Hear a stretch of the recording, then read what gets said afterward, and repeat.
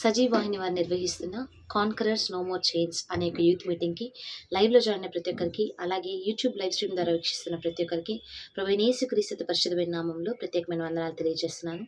మరి ఈ ప్రాముఖ్యమైన సమయంలో మనందరం ఈ రీతిగా కలుసుకొని దేవుని నామాన్ని ఆరాధించడానికి ఆయన మనందరినీ ఎన్నుకొని ఉన్నారని నేను నమ్ముతున్నాను. మరి ఈ యొక్క కార్యక్రమాన్ని ముందుకు నడిపించుకోవడానికి మనందరం కలిసి ప్రారంభ ప్రార్థన చేసుకుందాం.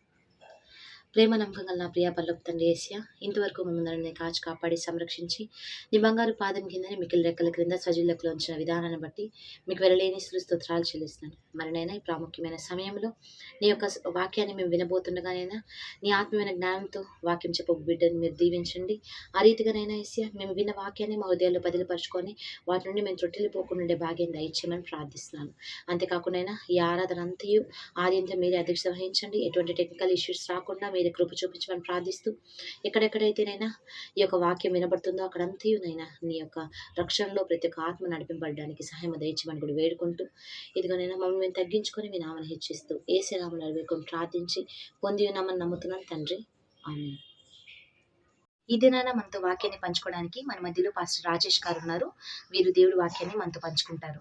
వయసు మీరిన పసిపిల్లలు అనే అంశం ద్వారా దేవుడు ఈ దినాన మనతో మాట్లాడినట్టుండగా, మరి మనందరము మన హృదయాల్ని తెరిచి ఆయన సన్నిధానంలో ఏకీభవించాల్సిందిగా కోరుచున్నాను. Over to you brother.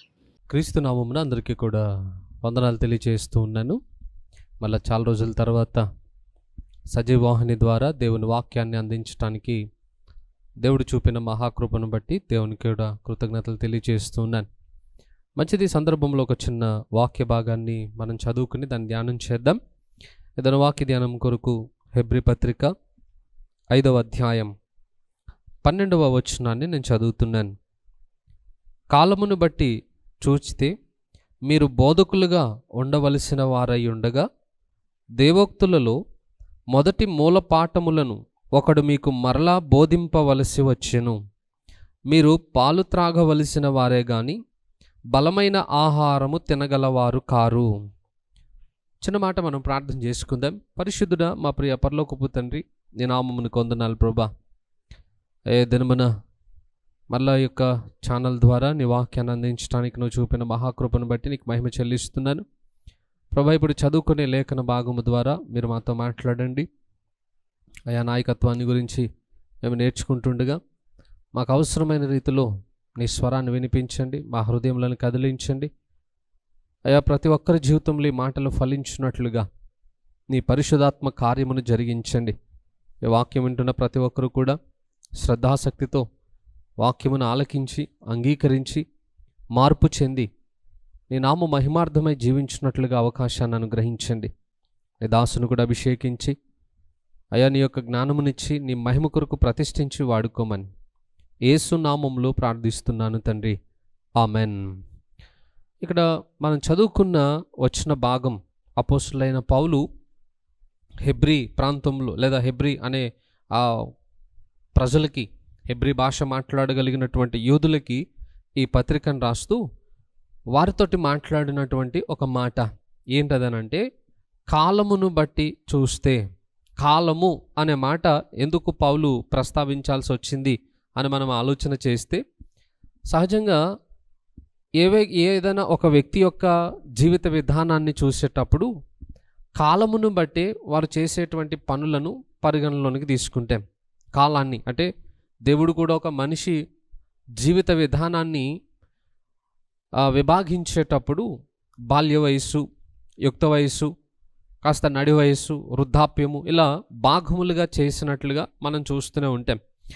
అలాగే ఆ ప్రతి వయస్సును బట్టి కూడా వారి యొక్క విధి విధానాలు ఉండాలని అందరూ ఆలోచన చేస్తూ ఉంటారు. అంటే కాలాన్ని కాల్కులేట్ చేస్తూ ఉంటాం మనం ఎవరి గురించి అయినా మాట్లాడేటప్పుడు. ఎలా అనంటే, ఇప్పుడు సపోజ్ ఎవరన్నా ఒక వ్యక్తి ఉన్నాడు అనుకోండి, ఇంకా ఎంత వయసు వచ్చింది, ఇంకా నీకు బుద్ధి రాలేదురా అని అంటాం. అంటే అర్థం ఏంటి? వయసుకు తగినటువంటి జ్ఞానము ఆ వ్యక్తి జీవితంలో పెరగలేదు, ఆ వయసుకు తగినటువంటి ప్రవర్తన, ఆలోచన విధానము ఆ వ్యక్తిలో లేదు అన్నట్టుగా మాట్లాడతారు. ఇంత వయసు వచ్చినా ఇంకా నీకు మాట్లాడడం చేత కాలేదు అని అంటాం. అంటే ఎందుకు వయసును కాల్కులేట్ చేస్తున్నాం అని అంటే, ఆ వయసుకు తగినటువంటి జ్ఞానము ఆ వ్యక్తి యొక్క మాటల్లో కనుపరచబడట్లేదు అనేటువంటి విషయం అన్నమాట. అంతేకాదు, కొన్నిసార్లు వివాహ విషయానికి వచ్చేటప్పుడు కూడా కాలాన్ని మనం కాల్కులేట్ చేస్తాం. ఇంత వయసు వచ్చిన వీడికి ఇంకా పెళ్లి కాలేదు అని అంటాం. ఎందుకనంటే ఆ వయసుకి సంబంధించినటువంటి ఆ పని లేదా ఆ సంఘటన ఆ వ్యక్తి జీవితంలో జరగాలి అని కోరుకుంటారు. ఇలా ప్రతి సందర్భంలో కాలమును లెక్కలోనికి తీసుకుని ఆ వ్యక్తి చేసేటువంటి పనులను పరిగణలోనికి తీసుకుంటాం. అలాగే ఆధ్యాత్మిక జీవితంలో కూడా ఖచ్చితంగా ఒక వ్యక్తి యొక్క అభివృద్ధిని లెక్కలోనికి తీసుకునేటప్పుడు కాలమును గురించి మాట్లాడడం సహజంగా ప్రతి వ్యక్తికి అలవాటు. కొత్తగా రక్షింపబడిన వ్యక్తి ఉన్నాడు అనుకోండి, అతడు ఇంకా బాల్య వయసులోనే ఉన్నాడు అని మనం మాట్లాడతాం. కాస్త ఎదిగిన వారు ఉన్నారనుకోండి, వాళ్ళని కొంచెం ఆధ్యాత్మికంగా బలపరచబడిన వారనో లేకపోతే వాళ్ళు కొంచెం జ్ఞానంలో పెరిగిన వారనో ఇలా మాట్లాడుతూ ఉంటాం. ఆధ్యాత్మిక జీవితంలో కూడా కాలమును బట్టి వారి వయస్సును మనము పరిగణలోనికి తీసుకుంటాం. మనం చదువుకున్న వచనంలో కూడా మీరు పాలు త్రాగవలసిన వారే కానీ బలమైన ఆహారం మీకు తగదు అని అన్నాడు. ఎందుకనంటే మీరు ఇంకా ప్రభువునందు పసిపిల్లలే.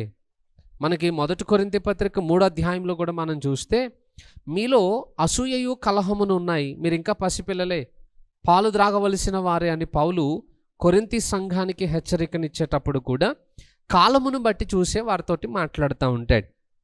సో ఈరోజు మన లైఫ్లో కూడా ఈ వాక్యాన్ని ఒకవేళ దేవుడు మనతో మాట్లాడాల్సి వస్తే మనం కూడా ఇదే పొరపాటును కలిగి ఉన్నామేమో ఆలోచన చెయ్యాలి. కాలమును బట్టి చూస్తే అంటే మనము రక్షింపబడినటువంటి దినములను బట్టి చూస్తే ఈరోజు మన జీవితం ఎలా ఉండాలి అని అంటే బోధకుల స్థాయికి మనము రావలసిన వారమై ఉండి కూడా ఇంకా మూల పాఠములను నేర్చుకునేటువంటి స్థితిలోనే మన జీవితాలు ఆగిపోయాయి అనే నేరము ఒకవేళ దేవుడు మన మీద కూడా మోపవలసి వస్తుందేమో ఆలోచన చెయ్యాలి. ఎందుకనంటే బోధకులుగా ఉండాలి కాలమును బట్టి చూస్తే. కానీ బాధాకరమైన విషయం ఏంటంటే బోధకులుగా ఉండవలసిన మనము ఈరోజు దేవునికి బాధకులుగా మారిపోయాం. ఎందుకు మనము దేవుణ్ణి బాధ పెట్టేవారుగా మారిపోయాము అని మనం ఆలోచన చేస్తే సహజంగా ఏ తల్లిదండ్రులైనా వారి పిల్లలు వయస్సును బట్టి వారి జీవితంలో అభివృద్ధి కూడా కలిగి ఉండాలని ఆశిస్తూ ఉంటారు. యేసు ప్రభుని గురించి వ్రాయబడి ఉంది, ఆయన వయస్సునందును జ్ఞానమందును మనుషుల దయందును దేవుని దయందును వర్ధిల్లుచుండెను అన్న మాట ఉంటుంది. అలాగే ప్రతి వ్యక్తి జీవితంలో కూడా వయస్సును బట్టి అభివృద్ధి జరుగుతూ ఉండాలి. కొన్నిసార్లు అభివృద్ధి లేకపోయినా వయస్సు మాత్రం ఆగదు, ఆ వయసు పెరుగుతూనే ఉంటుంది. కొంతమంది పిల్లలు వారి పరిస్థితులు చూస్తూ ఉంటాం, 10 సంవత్సరాలు వచ్చినా వాళ్ళు ఇంకా 3-4 సంవత్సరాల పిల్లల వల్లనే ప్రవర్తించేటువంటి సంఘటనలు కొంతమంది పిల్లల జీవితాల్లో మనం చూసే ఉంటాం. అలాంటి పిల్లలను చూసినప్పుడు ఆ తల్లిదండ్రులకి చాలా బాధ కలుగుతుంది, హృదయానికి చాలా గాయం అవుతుంది. ఎందుకనంటే మా పిల్లవానికి వయస్సు పెరుగుతున్నా అతని యొక్క శరీరంలో అభివృద్ధి కనపడట్లేదు అనేటువంటి బాధని వ్యక్తపరిచే తల్లిదండ్రులు ఉంటారు. నిజంగా ఆ పిల్లలను చూసినప్పుడు వారు ఆ తల్లిదండ్రులకి బాధను కలిగించేవారే. మరి ఈరోజు దేవుని యొక్క విషయంలో కూడా మనది అదే పరిస్థితి అని మనం గ్రహించాలి. మనము బోధకులుగా ఉండవలసిన వారమై ఉండి కూడా ఆ స్థాయికి ఇంకా మనం రాలేనప్పుడు మనం కూడా దేవుని బాధ పెట్టిన వారమే. ఎందుకంటే మనకి వయసు పెరుగుతూ వచ్చింది కానీ మనం ఇంకా పసిపిల్లలమే, వయసు మీరిన పసిపిల్లలం అన్నమాట ఈరోజు మనం. అలాంటి పరిస్థితి ఈరోజు మన జీవితంలో కనబడినప్పుడు మరి మన పరలోకపు తండ్రికి బాధ కలగదా అనే విషయాన్ని ఈరోజు మనము ఆలోచన చేయాలి. ఎందుకనంటే దేవుడు మనల్ని ఏర్పాటు చేసుకున్నది దేని కొరకు అని అంటే దేవుని గూర్చి మనము ప్రకటించటానికి. లోకంలో ఎంతోమంది జ్ఞానము కలిగినటువంటి వ్యక్తులు ఉన్నారు, కానీ వారందరినీ పక్కన పెట్టి ఈరోజు దేవుడు మనల్ని ఏర్పాటు చేసుకున్నాడు. అపోస్తలుల కాలంలో కూడా మనం చూస్తే యేసుప్రభు భూమి మీద పరిచర్య చేస్తున్న కాలంలో ఎంతోమంది ధర్మశాస్త్రోపదేశకులు ఉన్నారు, శాస్త్రులు ఉన్నారు, పండితులు ఉన్నారు. అయినా కూడా యేసుప్రభు వాళ్ళందరినీ పక్కన పెట్టేసి విద్య లేనటువంటి పామరులైనటువంటి సాధారణమైన వ్యక్తులను ఆయన ఏర్పాటు చేసుకుని వారిని పరిచర్యలో వాడుకున్నట్టుగా మనం చూస్తాం. ఎందుకంటే చాలాసార్లు వారు చేస్తున్నటువంటి ఆ పరిచర్య విధానాన్ని చూసినప్పుడు ప్రజలు ఆశ్చర్యపోయారట. వీళ్ళకి ఇంత నాలెడ్జ్ ఎట్లా వచ్చింది, ఇంత జ్ఞానం ఎలా వచ్చింది, వీళ్ళు ఎలా ఈ కార్యములను చేయగలుగుతున్నారని అపోస్తలులను చూసినప్పుడు అనేక మంది ప్రజలు ఆశ్చర్యపోయినట్టుగా మనం బైబిల్లో చూస్తాం. కొరింథీ పత్రికలో కూడా అదే ఉంటుంది. జ్ఞానులను సిగ్గుపరచుటకు దేవుడు జ్ఞానము లేని వారిని ఏర్పాటు చేసుకున్నాడట. బలవంతులను సిగ్గుపరచుటకు దేవుడు బలహీనులను ఏర్పాటు చేసుకున్నాడట. నేను అంటాను, ఈరోజు మన జీవితంలో కూడా జరిగింది అదే. దేవుడు మనల్ని ఆయన పని చేయటానికి, సువార్తను ప్రకటించటానికి దేవుడు మనల్ని ఏర్పాటు చేసుకుంటే, మనమేమో దేవుని పనిని నిర్లక్ష్యం చేసి, దేవుని పనిని ప్రక్కన పెట్టేసి, మనము దేవుని కొరకు జీవించకుండా లోకంలో ఒక సాధారణమైనటువంటి జీవితాన్ని మనం కొనసాగించుకుంటూ వెళ్ళిపోతున్నాం. ఒక మాటలో చెప్పాలంటే, దేవుని యొక్క పిలుపును మనం పక్కన పెట్టేశాం. అసలు నువ్వు ఎందుకు ఏర్పాటు చేయబడ్డావో, ఏ ఉద్దేశం కొరకు నువ్వు పిలువబడ్డావో ఆ పని నువ్వు మర్చిపోయినట్లు అన్నమాట. అది దేవునికి ఎంత గాయమును కలుగు చేస్తుందో ఆలోచన చేయండి. ఎందుకనంటే అపోస్తులైన పౌలు తెస్సలోనికా సంఘానికి పత్రికను రాసేటప్పుడు ఒక మాట అంటాడు. చూడండి, మీకు చదివి వినిపిస్తాను. మొదటి తెస్సలోనికా పత్రిక 2వ అధ్యాయం 4వ వచనం. సువార్తను మాకు అప్పగించుటకు యోగ్యులమని దేవుని వలన ఎంచబడిన వారమై. పౌలుకి సువార్త పరిచర్యను చేయమని ఎవరు ఏర్పాటు చేసుకున్నారట? సువార్తను మాకు అప్పగించుటకు యోగ్యులమని దేవుని వలన ఎంచబడిన వారమై. పౌలుని ఎవరు ఇంటర్వ్యూ చేశారట? ఎవరు సెలెక్ట్ చేసుకున్నారట అని అంటే, దేవుడే ఈ పరిచర్యకు ఈయన యోగ్యుడు అని చెప్పి సెలెక్ట్ చేసుకుని పౌలుకి దేవుడు ఆ బాధ్యతను అప్పగించి దేవుని కొరకు ప్రజలను సంపాదించటానికి దేవుడు పౌలును వాడుకున్నాడట. ఈ సువార్తను లేదా సువార్తను మాకు అప్పగించుటకు యోగ్యులమని ఎంచబడినందున. ఈరోజు మన లైఫ్లో కూడా మనం ఆలోచన చేస్తే, ఒక ఉద్యోగము చేయడానికి వెళ్ళిన వ్యక్తిని ఇంటర్వ్యూ చేయాలనుకోండి, ఆ కంపెనీ వాళ్ళు ఎన్నో లక్షణాలు వాళ్ళలో చూస్తారు. అతని యొక్క స్కిల్స్ చూస్తారు, అతని స్టడీస్ని పరిగణలోనికి తీసుకుంటారు, అతని నాలెడ్జ్ని పరిగణలోనికి తీసుకుంటారు. ఇట్లా ఎన్నో క్వాలిఫికేషన్స్ అన్నీ కూడా చెక్ చేసిన తర్వాత అతడు యోగ్యుడు ఆ ఉద్యోగానికి అని అనిపిస్తేనే ఆ వ్యక్తిని ఉద్యోగంలోనికి తీసుకుంటారు.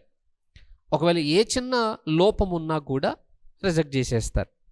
ఒకవేళ అదే పద్ధతిలో దేవుని పని చేయటానికి ఒకవేళ దేవుడు మనల్ని కూడా యోగ్యతను పరీక్షించి సెలెక్ట్ చేయాల్సి వస్తే, అసలు ఈ భూమి మీద దేవుని పని చేయటానికి ఒక్కరైనా యోగ్యులుగా ఎంచబడే ఛాన్స్ ఉందంటారు? అసలు అవకాశమే లేదు. కానీ దేవుడి రోజు తన కృప చేత మనల్ని ఏర్పాటు చేసుకుని ఈ పరిచర్యను మనకు అప్పగించాడు. ఎందుకు అనంటే, మనల్ని ఆయన నమ్మి ఉన్నాడు కాబట్టి మనము యోగ్యులముగా ఎంచబడి దేవుని పని చేయటానికి దేవుడు మనల్ని పిలుచుకున్నాడట. కానీ కొంతమంది ఏర్పరచబడి దేవునికి గాయం చేస్తుంటే, అంటే పరిచర్యకి వచ్చి కూడా పరిచర్యను నమ్మకంగా చేయకుండా, లేకపోతే పరిచర్యను తప్పు మార్గంలో చేస్తూ, మరికొంతమంది పరిచర్యకి అవమానకరమైనటువంటి పనులు చేసి దేవుని నామాన్ని దూషణ పాలు చేస్తూ, ఇలా ఏర్పరచబడిన వారిలో చాలామంది దేవునికి గాయం చేస్తున్నారట. ఇక మరికొంతమంది అయితే దేవుని పిలుపును పక్కన పెట్టేసి కూడా దేవునికి గాయం చేసేవాళ్ళు. కొంతమంది ఏర్పరచబడి గాయం చేస్తుంటే, కొంతమంది దేవుని పిలుపును నిర్లక్ష్యం చేసి దేవుణ్ణి గాయం చేస్తున్నారు. బోధకులుగా ఉండవలసిన మనము ఈరోజు మన పొరపాట్ల వలన దేవునికి గాయమును కలిగించేటువంటి స్థితికి మనం దిగజారిపోయాం. ఆలోచన చేయండి. ఒకవేళ భౌతికమైనటువంటి వయస్సులో మన వయస్సుకు తగినట్లుగా మనం అభివృద్ధి చెందకపోతే మన తల్లిదండ్రులు ఎంత రోధిస్తారో, అలాగే మన పరలోకపు తండ్రి మన ఆధ్యాత్మిక వయస్సును బట్టి మనం చేయవలసిన పనులు గనక కనబడకపోతే మన పరలోకపు తండ్రికి కూడా అదే బాధ కలుగుతుందట. ఎందుకనంటే ఆయన మనము అభివృద్ధి చెందటానికి అవసరమైనటువంటి సమస్తమును ఆయన మనకి సమకూరుస్తున్నాడు. అన్నీ ఇచ్చిన తర్వాత కూడా మనం ఫలించకపోతే, ప్రభువు కొరకు పని చేయటానికి నిలబడకపోతే, అది దేవుని హృదయానికి ఎంత గాయమును కలుగు చేస్తుందో ఆలోచన చేయండి. అందుకే బోధకులుగా ఉండవలసిన వారు, కాలమును బట్టి చూస్తే మీరు బోధకులుగా ఉండవలసిన వారై ఉండగా అని అంటాడు. ఎప్పుడో సంఘంలో పుట్టాం, దీంట్లో సీనియర్స్ ఉన్నారు, సూపర్ సీనియర్స్ కూడా ఉంటారు. కానీ ఎంతమంది ఉన్నా ఆ మందిరపు గోడలకి ఆ కుర్చీలకి అలా అతుక్కుపోయి ఉంటున్నామే తప్ప దేవుని కొరకు ఏదైనా పని చేయటానికి ముందడుగు వేయలేనటువంటి స్థితిలో ఈరోజు మన జీవితాలు కనబడతా ఉన్నాయి.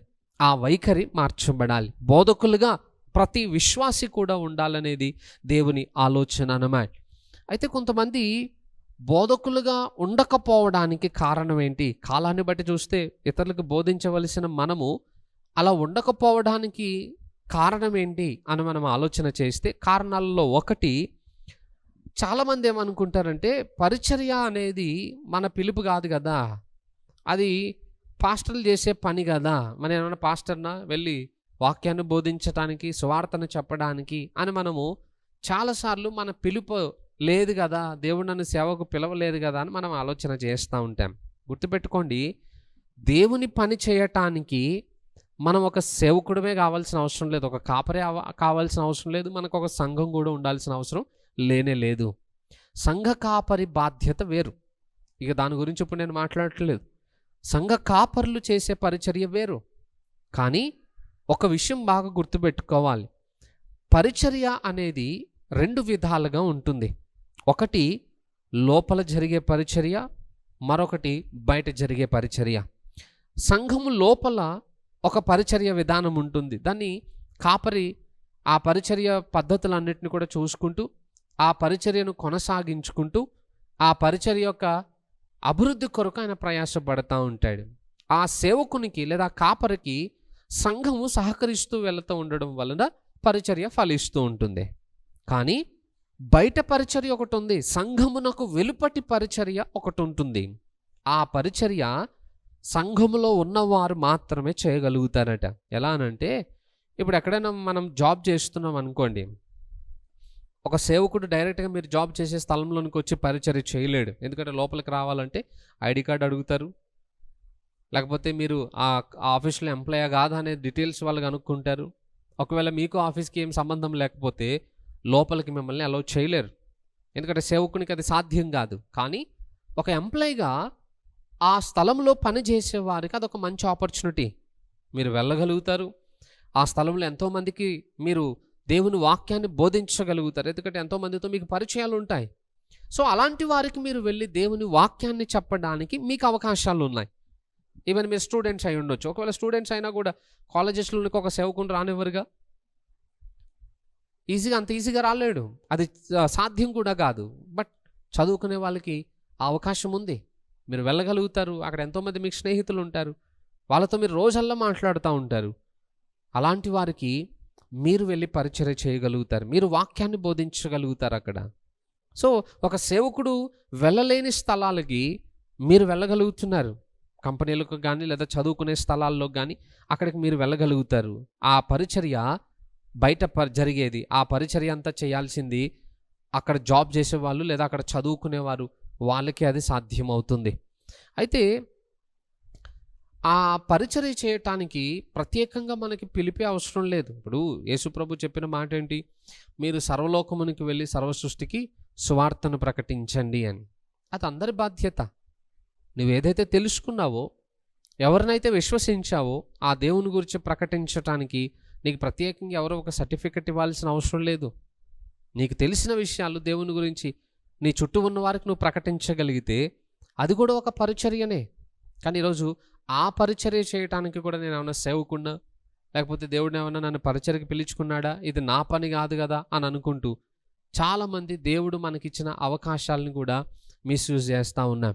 మొన్న ఒకరోజు ఒక మీటింగ్లో వాక్యం వింటూ ఉంటే అక్కడ ఆ సేవకుడు మాట్లాడుతూ ఆయన ఒక మాట చెప్పాడు. ఏంటనంటే, నరకంలో చాలామంది యేసుప్రభు గురించి తెలియక వారి పాపములను బట్టి శిక్షకు అప్పగింపబడిన వారే అక్కడ వేదన చెందుతూ ఉంటారు.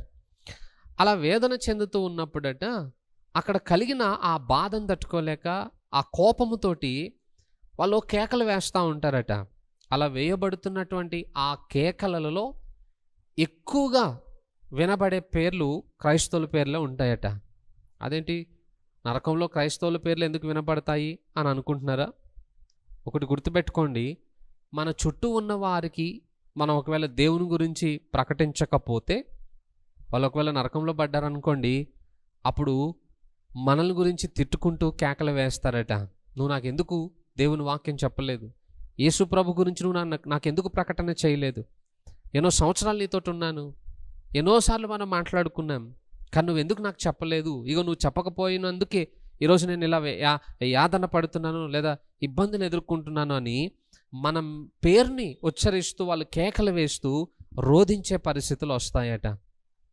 ఒకవేళ అలాంటి సంఘటన జరుగుతూ ఉన్నప్పుడు ఎవరి పేరు ఎక్కువగా వినపడుతుందో ఆలోచన చేయండి. బహుశా మన పేరు ఎక్కువ వినపడుతుందేమో. చాలామంది అనుకుంటే నాకు చాలామంది స్నేహితులు ఉన్నారు, నాకు చాలా పెద్ద ఫాలోయింగ్ ఉందని అనుకుంటాం. నేను అంటాను, నీకు ఇక్కడ ఎంత ఫాలోయింగ్ ఉన్నా వారు ఒకవేళ క్రీస్తుని అనుసరించేవారు కాకపోతే, నువ్వు వారికి దేవుని గురించి ప్రకటన చేయకపోతే, రేపు నరకంలో ఎక్కువ సంఖ్యలో వినబడే పేరు కూడా మనదే అవుతుందన్నమాట.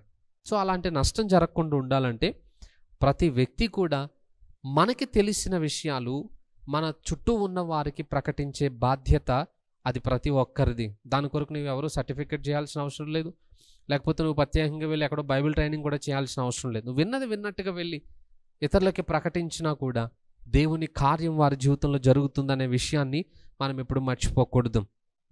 మరికొంతమంది ఏమనుకుంటారనంటే, చెప్పడానికి మాకేం తెలియదు కదన్నా, మరి ఎట్లా మేము చెప్పగలుగుతాం అనే వాళ్ళు కూడా కొంతమంది ఉంటారు. అంటే దేవుని వాక్యాన్ని ఇతరులకి ప్రకటించకపోవడానికి, ఆ బోధకుల స్థాయికి మనం రాకపోవడానికి గల మరొక కారణం ఏంటంటే, మాకేం తెలుసు, మాకేం తెలియదు కదా అని మాట్లాడే వాళ్ళు కూడా చాలామంది ఉంటారు. గుర్తుపెట్టుకోండి, ఇంతకుముందు ఏదైతే తెస్సలోనిక సంఘాన్ని గురించి నేను మీకు వాక్యం చెప్పాను, అంటే ఈ సువార్తను ప్రకటించుటకు మేము యోగ్యులమని ఎంచబడ్డామన్న వాక్యం చదివిపించాను, అదే మొదటి తెస్సలోనిక మొదటి అధ్యాయంలో మనం చూస్తే ఆ సంఘం యొక్క అద్భుతమైన పరిచర్య మనకి కనబడుతుంది. మీరు చూడండి, మొదటి అధ్యాయం, మొదటి తెస్సలోనిక పత్రిక మొదటి అధ్యాయము 7-8 వచనాలు చూడండి. కాబట్టి మాసిదోనియాలోను అఖయలోను విశ్వాసులందరికీ మాదిరి అయితిరి. ఎందుకనగా మీ యొద్ద నుండి ప్రభువు వాక్యము మాసిదోనియాలోను అఖయలోను మ్రోగెను. అక్కడ మాత్రమే గాక ప్రతి స్థలమందును దేవుని ఎడలయున్న మీ విశ్వాసము వెల్లడాయను గనుక మేమేమియూ చెప్పవలసిన అవశ్యము లేదు. తెస్సలోనిక సంఘాన్ని గురించి పౌలు మాట్లాడుతూ వారు దేవుని పరిచర్యను ఎలా చేశారో చెప్తున్నాడు. వాళ్ళందరూ పాస్టర్లు కాదు, వాళ్ళందరూ కాపర్లు కాదు, వాళ్ళందరికీ ప్రతి ఒక్కరికి ఒక్కొక్క సంఘాలు ఏం లేవు. దేవుని వాక్యమును వాళ్ళు విన్నారట. ఆ విన్న వాక్యాన్ని ఎక్కడెక్కడ ప్రకటించారట? అఖయలోను, మాసిదోనియాలోను, అఖయలోను. మాసిదోనియా అని అంటే మీరు బైబిల్కి వెనక సైడు పౌలు చేసిన ప్రయాణములు అని కొన్ని మ్యాప్స్ ఉంటాయి. ఆ మ్యాప్స్లో మీరు చూస్తే ఆ మ్యాప్స్కి రైట్ సైడ్ పైన మాసిదోనియా ప్రాంతములు అని ఉంటాయి. అంటే అర్థం ఏంటంటే ఫిలిప్పి, ఈ ప్రాంతాలన్నీ అన్నమాట. ఈ ప్రాంతాలన్నీ కూడా మాసిదోనియా ప్రాంతాలకు సంబంధించినవి. ఇక అఖయ అని అంటే ఇప్పుడు కొరింథీ కానివ్వండి, ఈ ప్రాంతాలన్నీ ఉన్నాయి అఖయ అనేటువంటి ఆ భూభాగం వైపు అన్నమాట. సో మాసిదోనియా ప్రాంతములలో అలాగే అఖయా ప్రాంతములలో ఈ తెస్సలోనిక సంఘము వాళ్ళు దేవుని వాక్యాన్ని అద్భుతంగా ప్రకటించారట. అంతేకాదు, ప్రతి స్థలమందును దేవుని ఎడల మీ విశ్వాసము వెల్లడాయను. ఒక మాసిదోనియా అఖయా ప్రాంతాల్లోనే కాదు, ప్రతి స్థలమందును దేవుని ఎడల ఉన్న మీ విశ్వాసము వెల్లడాయను. మరి వాళ్ళు కాపర్లు కాదు కదా, వాళ్ళకి అన్నీ తెలుసు అందుకే చెప్పుంటారు అని అనుకుంటారేమో. మీరు అపోస్తల కార్యము 17వ అధ్యాయము 4వ వచనం లేదా 3-4 వచనాలు చూడండి. అక్కడ పౌలు సువార్త పరిచర్య చేస్తున్నప్పుడు ఎన్నో ప్రాంతాలకి ప్రయాణాలు చేశాడు. సో ఆ రెండవ సువార్త ప్రయాణంలో తెస్సలోనిక అనే ప్రాంతానికి వెళ్ళి పౌలు అక్కడ ఎన్ని రోజులు పరిచర్య చేశాడో తెలుసా? 3వ వచనంలో చూస్తే, 17వ అధ్యాయం 3వ వచనంలో చూస్తే 3 విశ్రాంతి దినములు వారితో తర్కించుచుంటిని అని అంటాడు. దాని కింద ఫుట్ నోట్లో మీరు చూస్తే 3 వారములు అని ఉంటుంది, అంటే 21 days. 21 రోజులు పౌలు తెస్సలోనిక ప్రాంతంలో పరిచర్య చేశాడు. Just 3 weeks. అది 3 విశ్రాంతి దినాలే చేశాడా, లేకపోతే 21 రోజులు కంటిన్యూగా చేశాడనే వివరాలు స్పష్టంగా మనకు లేవు. బట్ 3 వారాల పరిచర్య అయితే అక్కడ జరిగింది. ఆ 3 వారాల పరిచర్య ద్వారా ఏర్పడినదే తెస్సలోనిక సంఘం. ఆ 3 వారాల్లో ఆ రక్షింపబడినటువంటి ఆ ప్రజలు ఎన్ని ప్రాంతాలకు వాళ్ళు ఆశీర్వాదకరంగా ఉన్నారో చూడండి. అఖయలోను, మాసిదోనియాలోను, ప్రతి స్థలమందును ఆ 21 రోజుల విశ్వాసులు అన్ని ప్రాంతాలకు ఆశీర్వాదకరంగా ఉన్నారు. నేను అంటాను, మనమైతే 21 రోజు పిల్లలమైతే కాదు. ఒక్కొక్కరిది ఒక్కొక్క వయసు. మన రక్షణ అనుభవంలో కొంతమంది యుక్త వయసులో ఉండొచ్చు, కొంతమంది బాల్య వయసులో ఉండొచ్చు, కొంతమంది నడి వయసులో, కొంతమంది వృద్ధాప్యంలో ఉండొచ్చు. ఆధ్యాత్మికంగా మనం రక్షింపబడిన కాలాన్ని బట్టి మాట్లాడుతున్నాను. కానీ 21 రోజుల పిల్లలమైతే ఎవరూ లేదు కదా ఈ వాక్యం వింటున్న వాళ్ళు. అంటే నేను రక్షింపబడి 21 డేస్ అయింది అని చెప్పడానికైతే ఎవరు లేము కదా. 21 రోజుల పరిచర్య ద్వారా రక్షింపబడిన ఆ ప్రజలే అన్ని ప్రాంతాలలో ప్రజలందరికీ మాదిరిగాను ఆశీర్వాదకరంగాను ఉంటే, మరి ఇన్ని సంవత్సరాల నుండి దేవుని మందిరానికి వెళ్తూ దేవుని వాక్యాన్ని వింటున్న మనము ఇంకెంతమందికి ఆశీర్వాదకరంగా ఉండాలో ఆలోచన చేయండి. మరి వాళ్ళకేం తెలుసు? ఇన్ని సంవత్సరాలు దేవుని వాక్యం వింటూ మందిరంలో అంటుకట్టబడిన మనకి ఏమీ తెలియదు కాబట్టి నేను ప్రకటించట్లేదని అనుకుంటే, మరి 21 రోజులు కేవలం వాక్యం విని రక్షింపబడి ఆ కట్టబడినటువంటి ఆ సంఘము, మరి వాళ్ళకి పెద్దగా ఏం తెలిసి ఉండొచ్చు? ఏం లేదు. పౌలు ద్వారా ఏ వాక్యములు అయితే వాళ్ళు నేర్చుకున్నారో తెలిసిన వాటిని వెళ్ళి వారికి తెలిసినంత వరకు బయట ప్రకటిస్తూ ఉన్నారట. ఆ మాటలకి ఎంతోమంది రక్షింపబడ్డారు, ఎన్నో కుటుంబాలు దీవించబడ్డాయి. ఎందుకనంటే దేవుని ప్రేమ వారిని బలవంతం చేస్తుందట. దేవుని వాక్యాన్ని ప్రకటించాలని దేవుని ప్రేమ వారిని బలవంతం చేయడం ద్వారా వారు వెళ్ళి గొప్ప పరిచర్య చేశారు. మరి ఇన్ని సంవత్సరాల అనుభవం కలిగిన మనము, ఈ సంఘంలో నేను చాలా సీనియర్ పెద్దని అని చెప్పుకుంటున్న మనము లోకంలోనికి వెళ్ళి దేవుని వాక్యాన్ని ఎందుకు ప్రకటించలేకపోతూ ఉన్నాం? సో ఇది మనకి తెలియక కాదు, ఇదొక నిర్లక్ష్య వైఖరి, ఆధ్యాత్మిక సోమరితనం అని నేను అంటాను.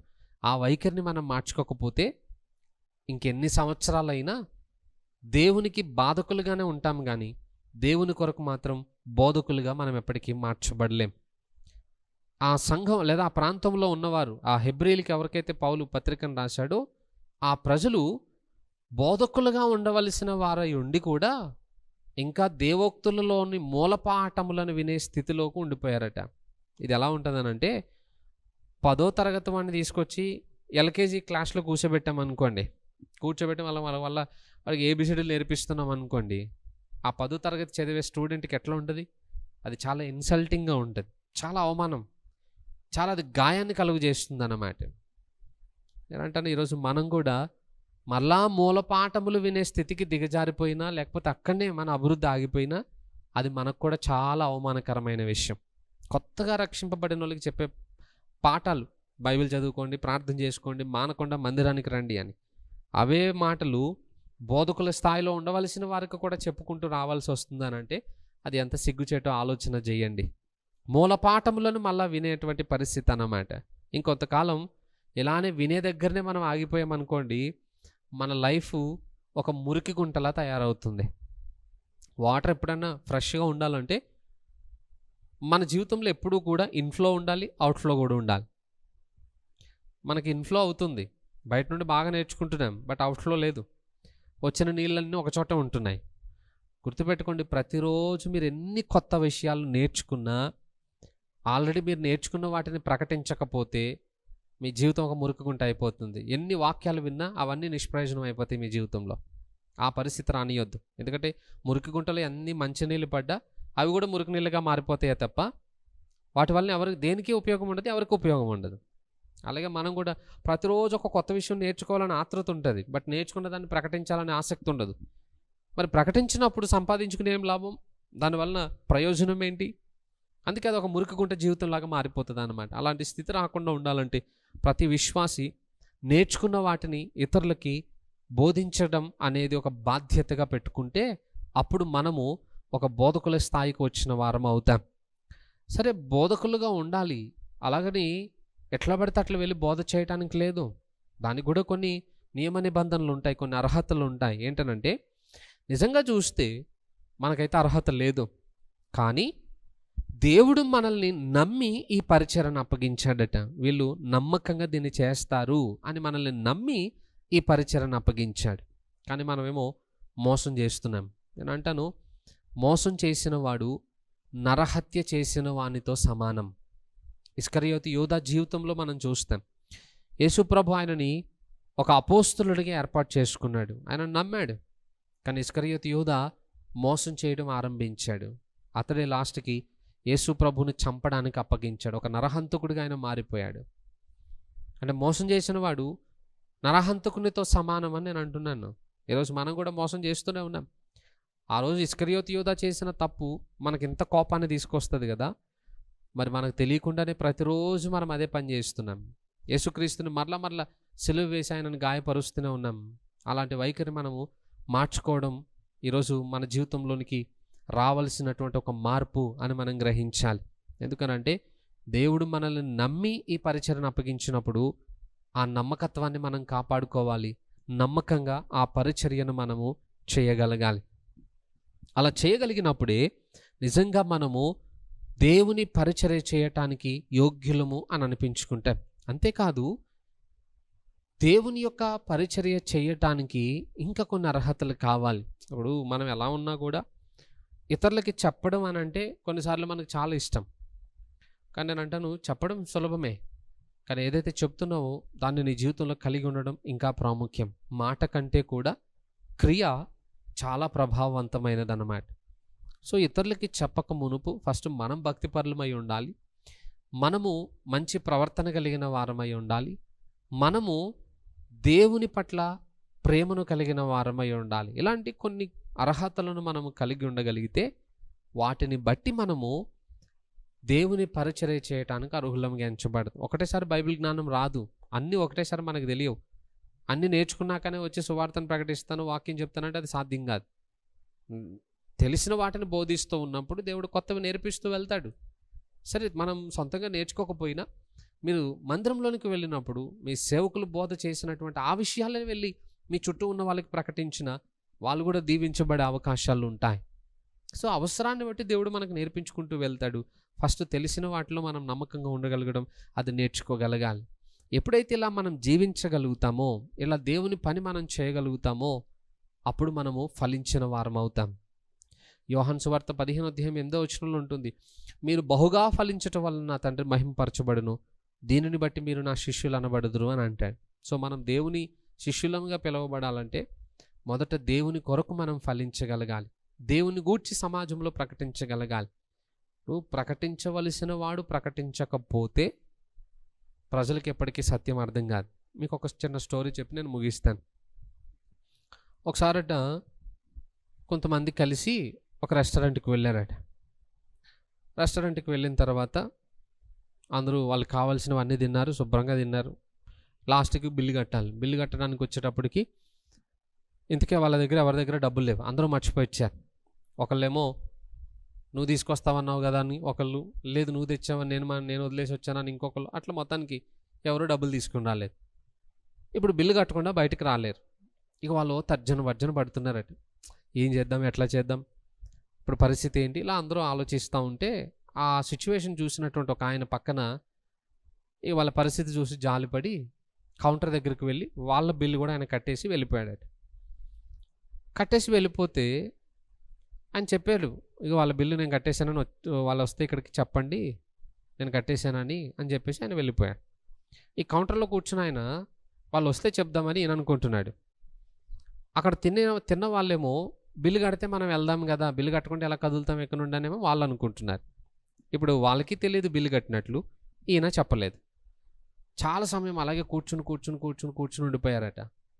ఇంక లాస్ట్కి ఎప్పటికో ఆ సంఘటన తెలిసిన తర్వాత అప్పుడు వాళ్ళు బాధపడాల్సి వచ్చింది. అయ్యో, ఈ విషయము ఆ కౌంటర్లో ఉన్న ఆయన ముందే చెప్పుంటే ఇంత భయపడడం, ఇంత కంగారు పడడం, ఇంత కలవరపడడం ఉండకపోయేది కదా, ఇంత సమయం కూడా వృధా కాకపోయేది కదా అని వాళ్ళు బాధపడ్డారట. అంటే చెప్పవలసిన సమాచారం చెప్పకపోయేటప్పటికి అక్కడున్న వాళ్ళు ఎన్ని విధాలుగా నష్టపోయారో ఆలోచన చేయండి. సేమ్ మన లైఫ్లో కూడా మనం చెప్పడానికి పిలువబడ్డాం, మనం చెప్పకపోతే లోకానికి సత్యం తెలియదు. లోకానికి సత్యం తెలియకపోతే వాళ్ళు ఉన్నటువంటి ఆ చీకటిలో నుండి ఎప్పటికీ వెలుగులోనికి రాలేరు. అలా రాకపోతే వారి జీవితాలు నిత్య కటిక చీకటిలోనికి వెళ్ళిపోతాయి తప్ప నిత్య వెలుగులోనికి ఎప్పటికీ రాలేవు. అందుకే చెప్పవలసిన వాడు నమ్మకమైన వాడుగా ఉండాలనేది దేవుని వాక్యం. బైబిల్లో ఉంటుంది కదా, కావలివాడు అపాయం వచ్చుట చూచి బోర ఊదకపోతే అక్కడ జరిగిన నష్టాన్ని బట్టి నేను ఆ కావలివాడిని లెక్క అడుగుతాను అని అంటాడు దేవుడు. అదే క్రమంలో కావలివాడు బోర ఊదిన తర్వాత మనుషులు నిర్లక్ష్యంగా ఉంటే దానికి లెక్క వాళ్ళ బాధ్యులే, వాళ్ళే లెక్క చెప్పుకుంటారు. కావలివాడికి ఏం సంబంధం లేదు. కానీ కావలివాడు ఒకవేళ అపాయం వచ్చుట చూచి బోర ఊదకపోతే ఆ జరిగిన నష్టానికి మాత్రం కావలివాడే లెక్క చెప్పాలి. నేనంటే ఈరోజు ప్రకటించినందున మనకేం పర్వాలేదులే అని అనుకుంటామేమో, కానీ నీ పని నువ్వు నమ్మకంగా చేయనప్పుడు జరిగిన నష్టాన్ని బట్టి ఒకరోజు దేవుడు నిన్ను తీర్పులోనికి తీసుకుని వస్తాడు. ఆ రోజు లెక్క చెప్పాల్సిందే. అలా లెక్క చెప్పవలసి వచ్చినప్పుడు దేవుని యొక్క కఠినమైన తీర్పు మన మీద ఎలా విధించబడుతుందో ఒకసారి ఆలోచన చేయండి. ఆ పరిస్థితి మన జీవితంలో రాకుండా ఉండాలనంటే ప్రకటించడానికి పిలువబడిన మనము నమ్మకంగా ప్రకటించకపోతే రేపు మనల్ని బట్టి ఎంతోమంది నష్టపోతారు. వారందరి యొక్క నష్టానికి మనము దేవుని దగ్గర లెక్కప్పు చెప్పి ఆ తప్పును మనము అంగీకరించాల్సి వస్తుందా లేదా శిక్షణ భరించాల్సి వస్తుంది. ఆ పరిస్థితి రాకుండా ఉండాలంటే, ధైర్యంగా మనం ప్రభుని ఎదుర్కోవాలంటే ఈరోజు మనకు తెలిసిన దాని గురించి నలుగురికి ప్రకటించే బాధ్యతను మనము చేపడదాం. కాలమును బట్టి మనము బోధకులుగా ఉండవలసిన వారం, బట్ ఇప్పటికీ చాలా కాలం వృధా అయిపోయింది. ఇక మిగిలిన కొంచెం సమయంనైనా దేవుని కొరకు మనం వాడుకునే ప్రయత్నం చేద్దాం. మంచిది, అందరం కూడా తల వంచి కళ్ళు మూసుకుందాం, చిన్న ప్రార్థన చేసుకుందాం. పరిశుద్ధుడా సర్వాధికారి, నీ నామమును కొందనాలు ప్రభా. ఈరోజు నువ్వు మాతో మాట్లాడిన విషయాన్ని బట్టి నీకు వందనాలు. నిజమేనాయన, కాలాన్ని బట్టి ఇతరులకి చెప్పవలసిన స్థాయిలో ఉండాల్సిన మేము ఇంకనూ ఎవరైనా చెప్తే వినే స్థితిలోనే ఆగిపోయాం.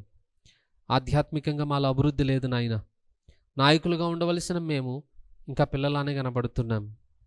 ఆ స్థితిలో నుండి ఈరోజు మమ్మల్ని మార్చండి. 21 రోజుల పరిచర్య ద్వారా కట్టబడిన సంఘం తెస్సలోనిక ప్రాంతంలో ఉంది. వాళ్ళే ఎంతో గొప్ప పరిచర్య చేశారు నాయన. మరి ఎన్నో సంవత్సరాల నుండి మందిరంలో ఉన్న మేము ఇంకెంతగా పరిచర్య చేయాలో ఈరోజు మాకు నేర్పించాం. కాబట్టి ఈ మాటలు మాలో ఫలింపు చేయండి. ఈ వాక్యాన్ని ఒక హెచ్చరికగా తీసుకుని లోబడుట మాకు నేర్పించండి. ఈ మాటలను బట్టి మా జీవితాన్ని కట్టుకుని ఆధ్యాత్మిక మేలును అనుభవించే ఆధిక్యతను అనుగ్రహించండి. దేవా, ఈ సజీవాహిని ఛానల్ని కూడా మీరు దీవించండి. ఈ ఛానల్ ద్వారా ఇంకా ఎంతోమందిని వాక్యం విని మారు మనస్సునుంది నీ కొరకు రక్షింపబడి సంపాదించబడి వారు నీ పరిచర్య కొరకు సిద్ధపరచబడినట్లుగా కృప దయచేయండి. దేవ, ఈ పరిచర్య చేస్తున్న ఆ టీం అంతటిని కూడా మీరు ఆశీర్వదించి అనేకులకి వారిని దీవెనకరంగా మీరు మార్చమని యేసు నామములో ప్రార్థిస్తున్నాను తండ్రి. Amen. Thank you so much brother. చక్కటి వాక్యం ద్వారా దేవుడి దినాన మనందరితో మాట్లాడారు. కాబట్టి విన్న వాక్యాన్ని విని విడిచిపెట్టు వారంగా కాకుండా మన హృదయాలకి దాన్ని అలవయించుకొని ఆ రీతిగా మన జీవితాలని ఆ రీతిగా సరిదిద్దుకొని మన యొక్క దైనందిన జీవితంలో ముందు కొనసాగలాగిన మనందరం పాటుపడదాము. తిరిగి మరొకసారి ఈ యొక్క ఆరాధనలో మనందరం కలిసి దేవుడి నామాన్ని స్తుతించు పర్యంతం దేవుడి కృప మనందరికి తోడేండును గాక. Thank you. Praise the lord.